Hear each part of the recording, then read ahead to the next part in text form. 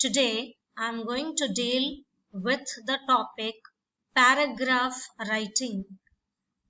Paragraph writing is most important and essential for writing a bigger essay, a bigger report, or even drafting a letter.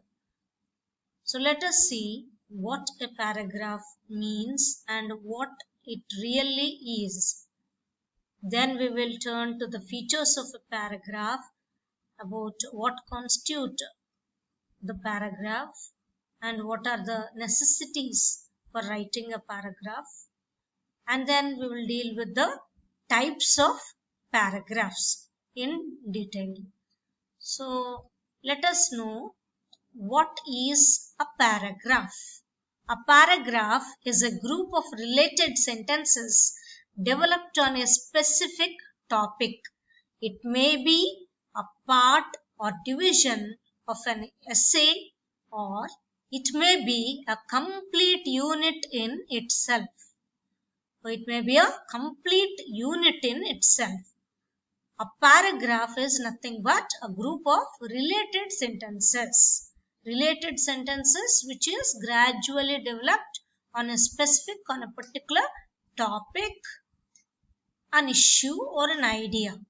So a paragraph is considered as the smallest unit of writing. A paragraph is the smallest unit of writing.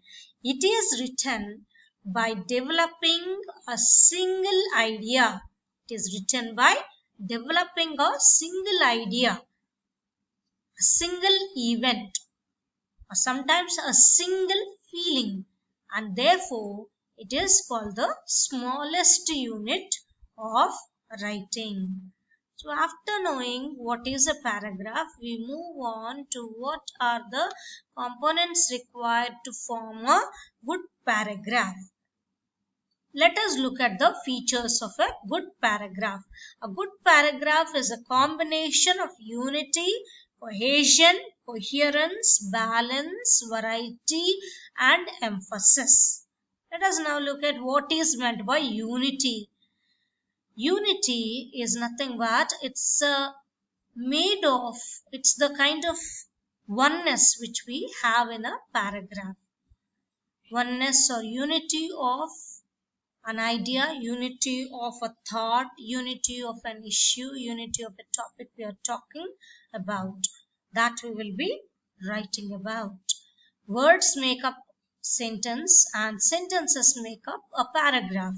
A paragraph deals with one main topic or one main theme to maintain unity.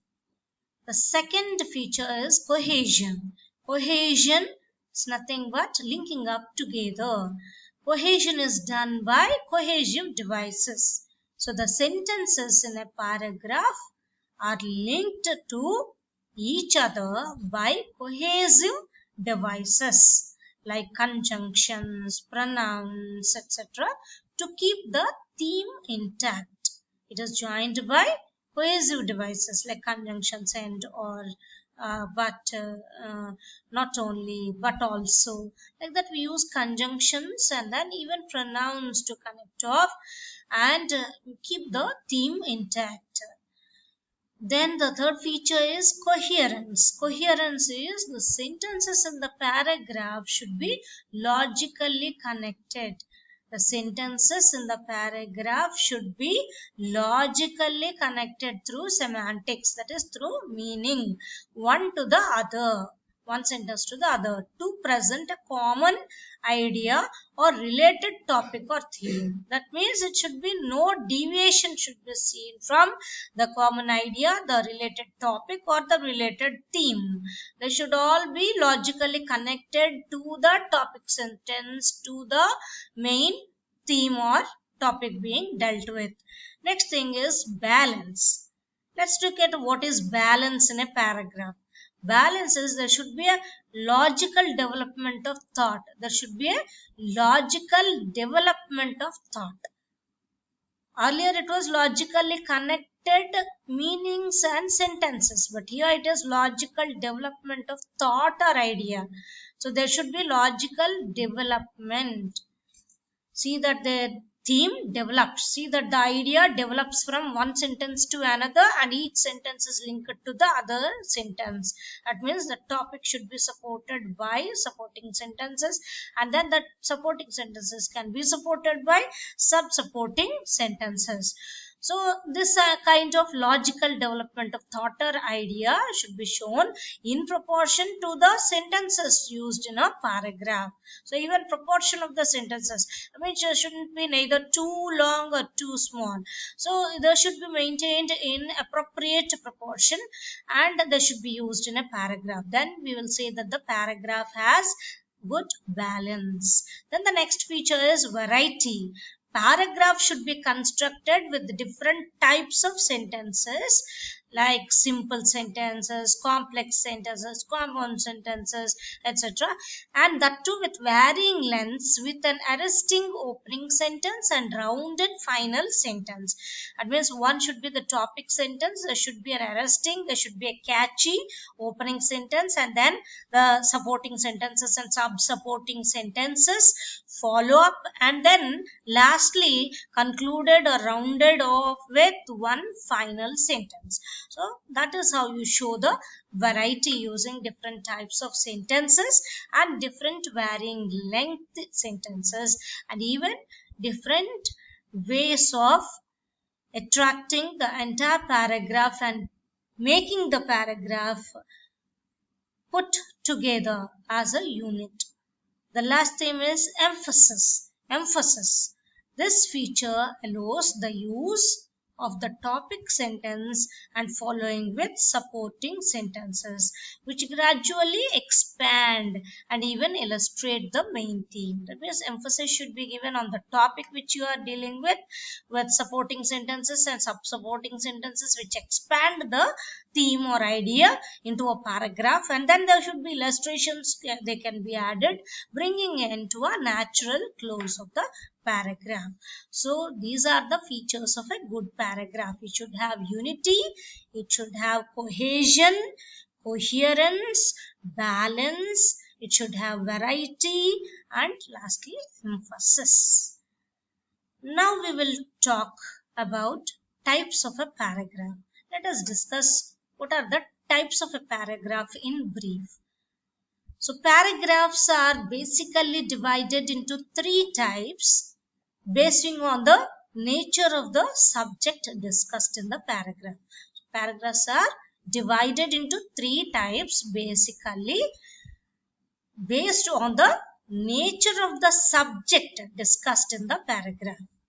They are, the first one is descriptive paragraph, then the explanatory paragraph, and then the narrative paragraph. These are the basic types based on nature of the subject. So let's look at the first one, descriptive paragraph. A descriptive paragraph can be known what it is by the definition given here. A paragraph which contains a series of sentences with descriptive details which together make up a picture of what the writer is trying to describe is called a descriptive paragraph. A paragraph which contains a series of sentences. If you see the example, there are a series of sentences with descriptive details. There should be description in that particular paragraph which makes up a picture of what the writer is trying to describe. So we can easily imagine, we can easily picturize what the writer is trying to describe. Then that paragraph is called a descriptive paragraph. See, when we watch the example, moving very slowly and riding absurdly high over each wave, the little boat was now approaching a white crescent of sand.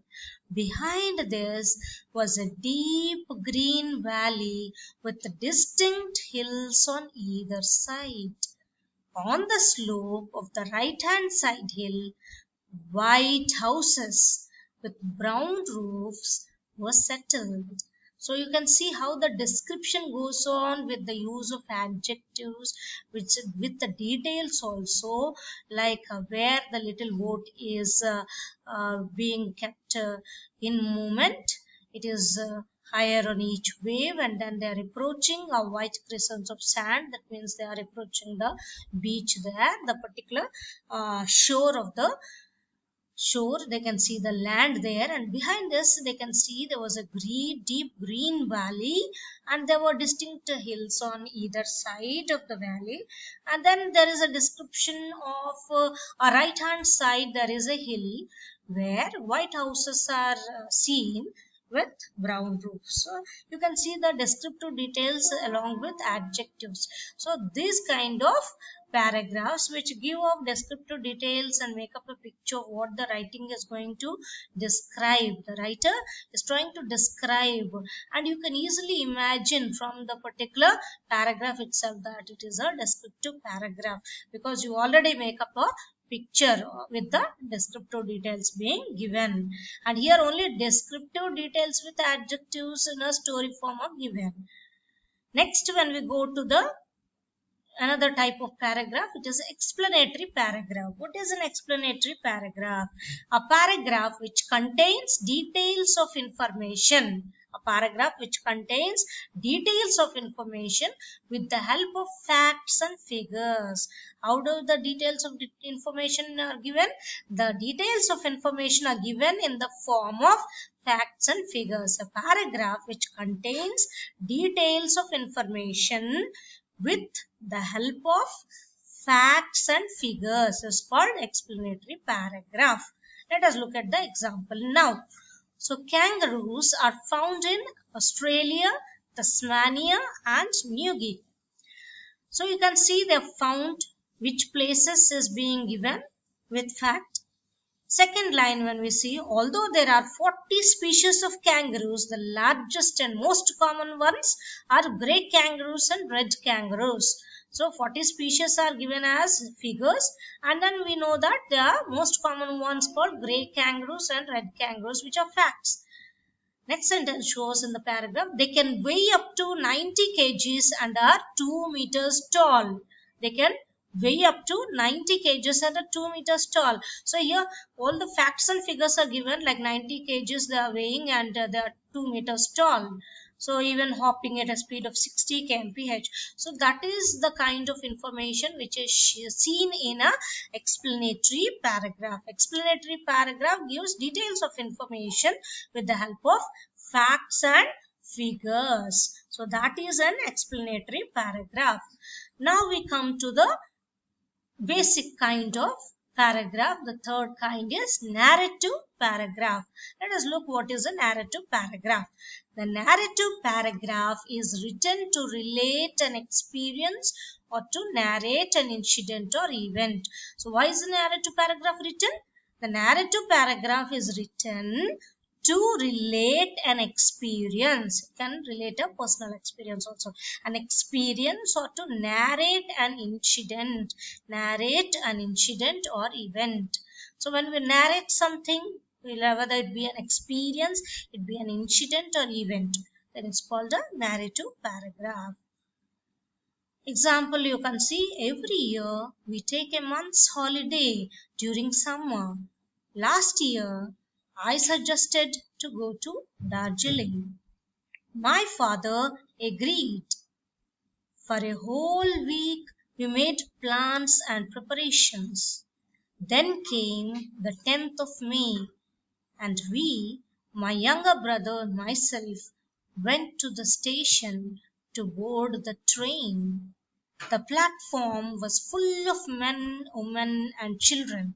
So you can see through the example that it's a narration of an experience, narration of an incident in a person's life. So you can easily know that it is a holiday in summer. So they are going on a tour, and it is completely narrated with their own words, with their own views. And it is narrated one after the other, sentences logically connected and relate to the topic of holiday during summer.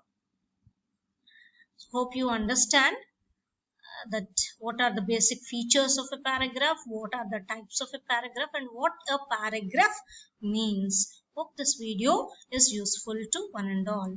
Thank you.